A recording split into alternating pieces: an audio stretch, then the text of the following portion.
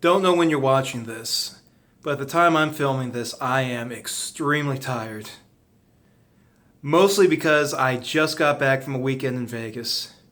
Just flew in a few hours ago. Boy, are my arms tired. Hucka, hucka, hucka. Terrible. Awful, awful. That's how you know I'm doing this in one take. I left that in rather than reshoot it. So, anyway, Vegas. It was probably the wildest, strangest, best weekend I've ever had. So the reason I went out is there was a rock and heavy metal festival that was running Friday through Sunday. And I figured while I'm in Vegas, why don't I get on Tinder and see what happens? You know, wasn't gambling anything, just taking the time of, just swipe, like, whatever. You know how Tinder works, I assume. If you don't know how Tinder works, you don't need to know how Tinder works. It's a gross, shameful place. You shouldn't go on it.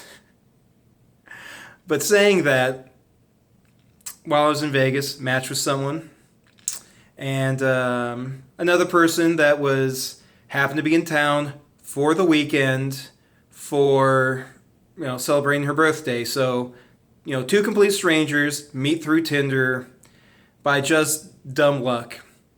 And so we ended up meeting up on Saturday, and it was about the best opening conversation I've ever had with anyone ever in the history of my life. And she was awesome, and we actually ended up spending the rest of the weekend together. I actually even changed my travel plans. I was going to come back into my town Sunday nights, and I ended up pushing that back to Monday afternoon just to spend some more time with her. So the catch is she's Canadian, and I mean, I've done long distance relationships before, and I figured, well, if I can do a long distance relationship with someone in another state, why not bump it up and make it more difficult and have a long distance relationship with someone in a different fucking country? Oh, at least if the election doesn't break the way that I want it to in 2020, I have an out. So that's good. That's really good. But just stunned that I could meet someone absolutely amazing, fantastic. Someone that we just knew each other, we just met, we've really only known each other for a few days, but it at this point feels like it's been a lifetime, and it's something I have trouble even putting into words. It's so overwhelming and beautiful and just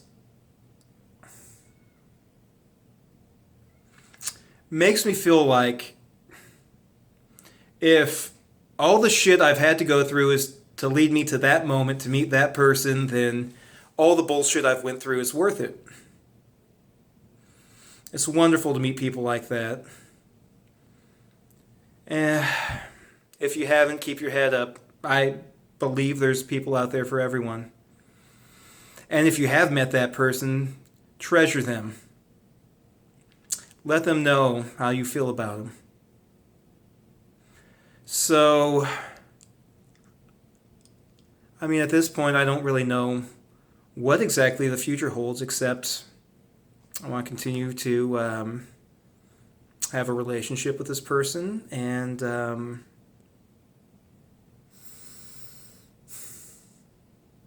really hoping it works out. I know she's really hoping it works out too.